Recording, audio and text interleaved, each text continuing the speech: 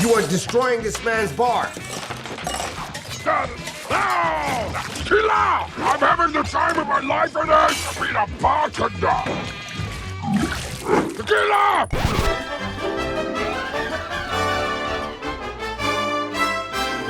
Well, that's all, folks. Together, this movie, along with Kraven as its swan song, the Sony Spider-Man Universe has come to a not-so-surprising end.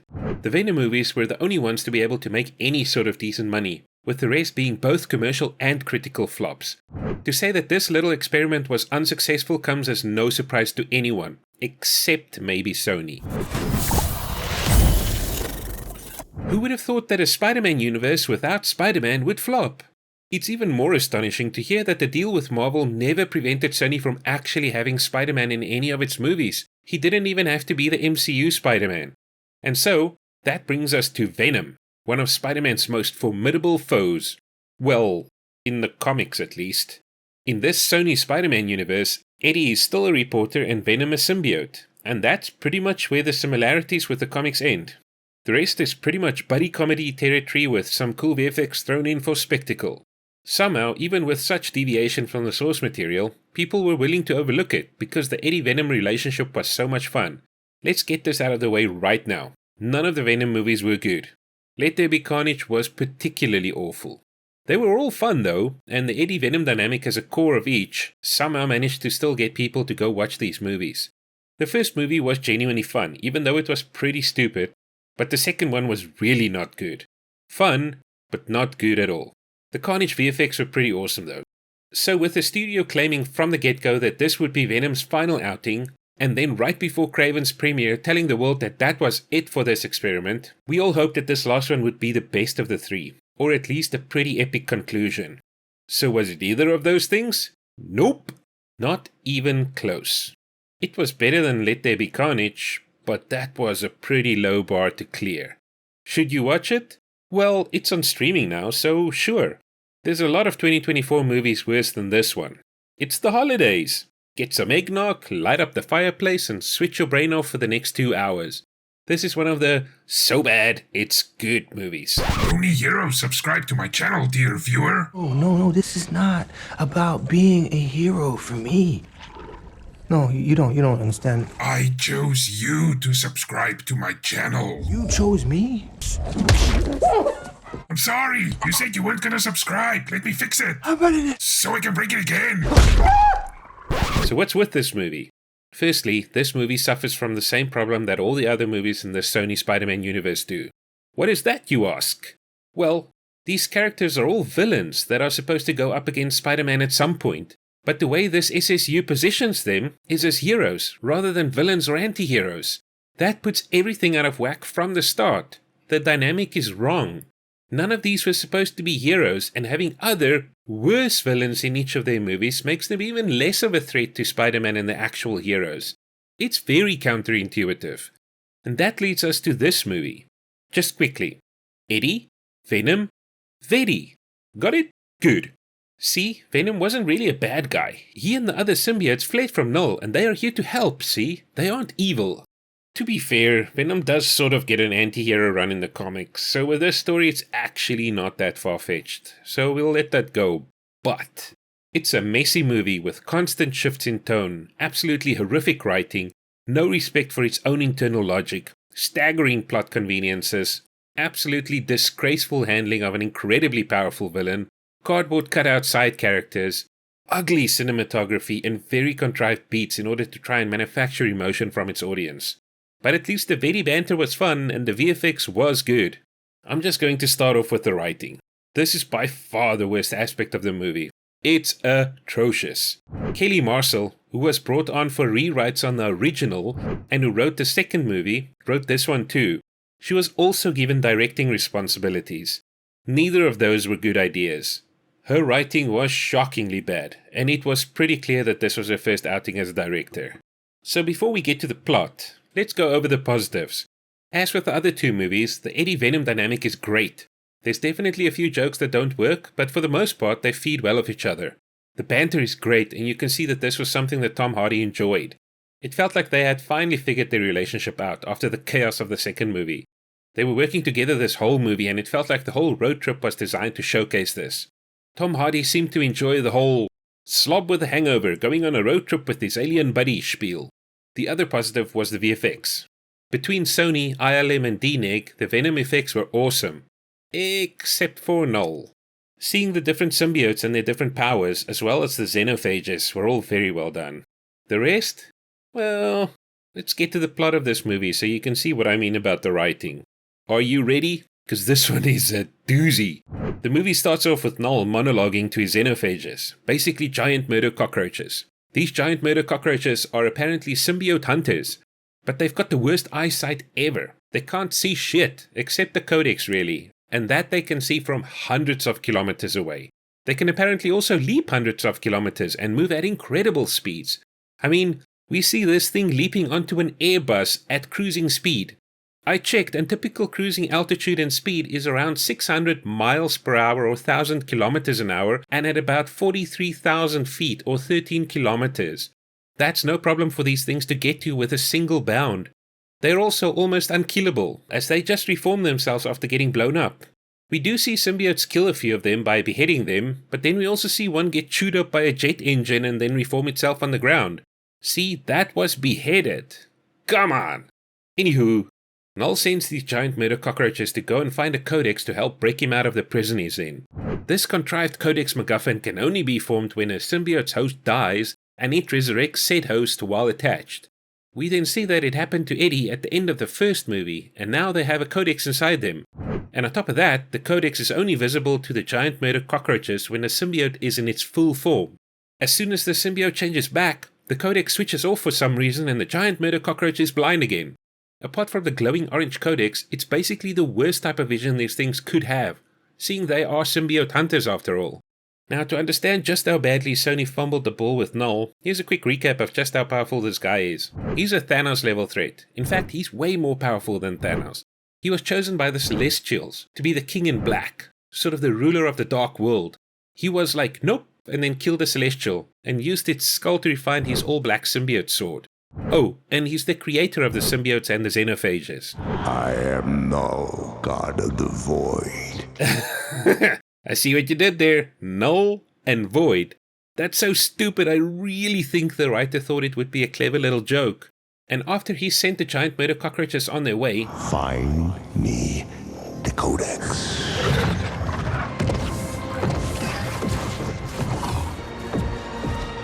that's basically the last we see of this super powerful mega villain, until the post-credits scene. I will kill your world. No sir, you will not. You. Well, what? Nope. From here on out, it's just these goons, the giant murder cockroaches. Betty starts off at the bar they were in at the end of Far From Home. They then get sucked into a portal and end up back in their own reality. How? Why? I don't know. MCU participation? Done. Venom even quips about multiverses sucking. I'm so done with the multiverse shit! Back in their reality, they realize that they are fugitives and decide to go to New York because of some judge. I've always wanted to see the Statue of Liberty. Let's go! Road trip! But first, side quest because Venom needs snacks. So they find a bunch of bad guys and eat them. Hola, bitches!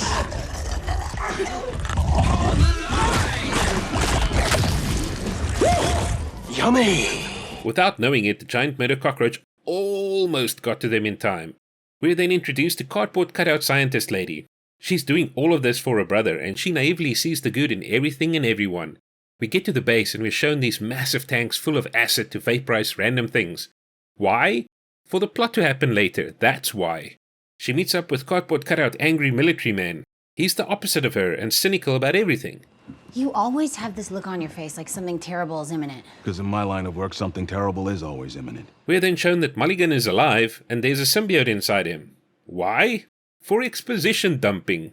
That is a big pile of exposition. We jump to Vetti stuck on the side of a jet, being cheapskates on their way back to New York. Eddie doesn't like it too much and Venom takes his full form. The giant murder cockroach sees this and leaps right onto the cruising jet. Vetti gets lucky and the jet engine makes sushi from the giant murder cockroach. We are then introduced to random conspiracy theorist hippie family who are looking for aliens. They're on a road trip in their old VW van, on the way to Area 51. They're all the hippie cliches you can think of. Venom then explains the whole null thing to Eddie and reiterates just how much shit they are in if the giant murder cockroaches are already there. They're still a long way from New York, in the middle of nowhere, so they need some transport. Conveniently, these thoughts cross their minds just when they see a horse. Symbiote horse is really quick. Ride me, cowboy! You are an asshole! Angry military man intercepts an emergency call from the sushi airbus and they're off to go get Vetti. Conveniently, just as symbiote horse stops for water after moving at incredible speeds, the slow-ass Osprey military helicopter arrives at just the right spot to intercept. Eddie gets chased by military guys while Venom tries to catch up using different animals.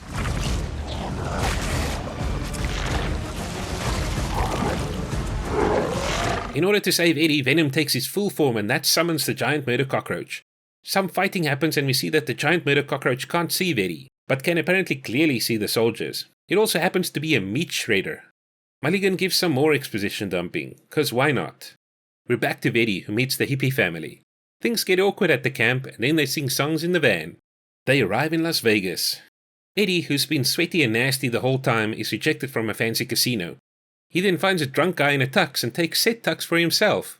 Why? Because the director wanted to show people what Tom Hardy would look like as James Bond. I shit you not. We find out that Venom has a gambling addiction and they meet up with Mrs. Chen from the previous movies. The jacket! Let's eat him and steal it! John! Get us! Play that machine! Eddie, bro! Mrs. Chen! She's living at large and we get a musical dancing number with her and Venom. Remember when Venom said it was a bad idea to go into his full form?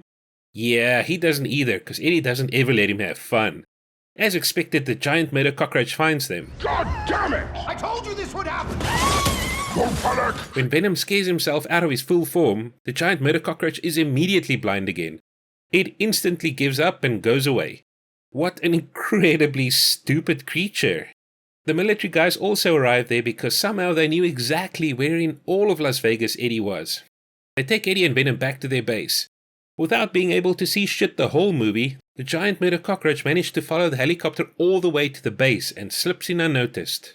With all this happening, our silly hippie family found Area 51 and slips into the base, thinking it's abandoned. Angry military guy is ready to put Eddie down, since if either him or Venom dies, the Codex is no more. Things get a bit tense. We find out that the assistant lady stole Venom and intervenes in Eddie's murder. Eddie does get shot and somehow it's not an issue. Bullet pops out, no harm, no foul. Because Venom is in his full form and the giant murder cockroach is already in the base, things get a bit chaotic. For some reason this time Venom stays in his full form. The other symbiotes are released and their mini symbiote army fights against the giant murder cockroach. This guy definitely died. Isn't the symbiote bringing him back to life supposed to create another codex?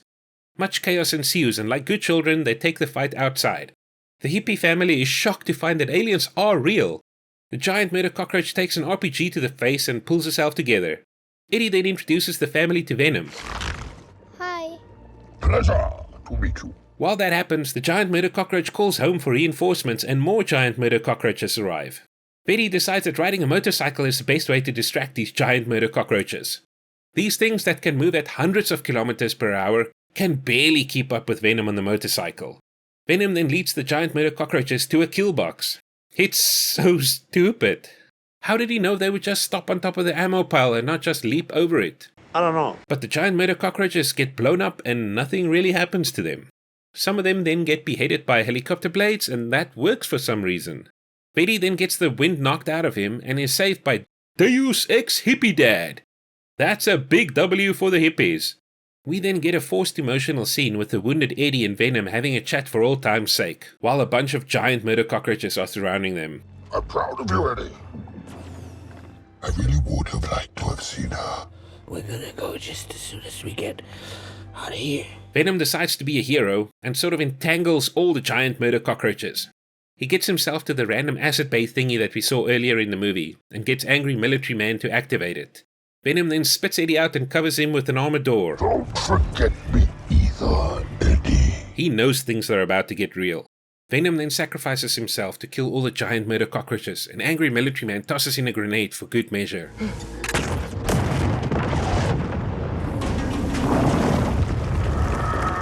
There we go. We then get a montage of Eddie and Venom with an emotional song.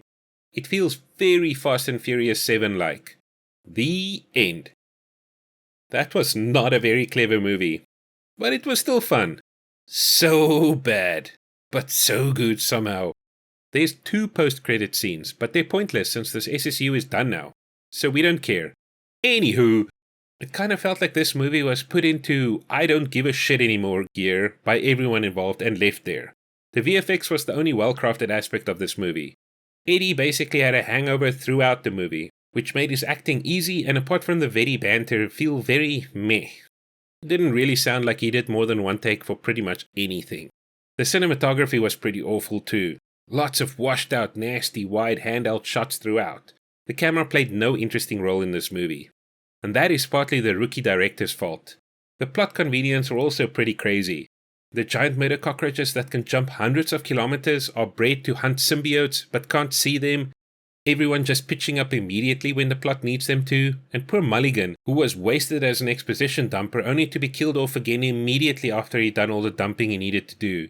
What an embarrassing way to rewrite his character. From competent cop to dump truck. Poor guy was basically already dead in the last movie. You should have just let him be. The angry military guy and the naive head scientist who did it all for the dead family member. The hippie family doing hippie things. It all just dripped of cliches. And then the wasted villain. You had one of the most epic villains in all of Marvel.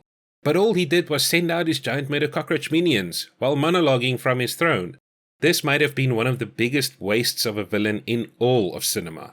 Hopefully he can make a comeback at some point in the MCU, but I'm not gonna hold my breath.